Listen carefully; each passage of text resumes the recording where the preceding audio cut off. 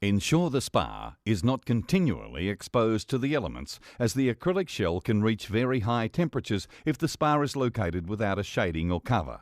Exposure of the acrylic to the elements for long periods of time will cause damage to the acrylic shell. Whether the spa is full of water or empty, the hard cover must be placed over the spa when not in use.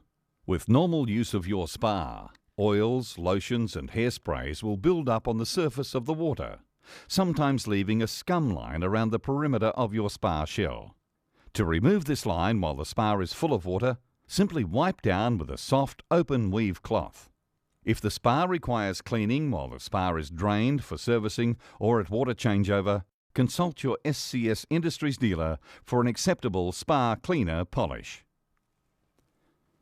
As a precaution, never allow your spa's acrylic surface to come in contact with acetone, nail polish, dry cleaning solutions, lacquer thinners, gasoline, pine oil, abrasive cleaners, citrus cleaners, or any other harsh chemical. These chemicals can damage your spa shell and void your warranty. Do not use cleaning agents that will leave suds in your spa water.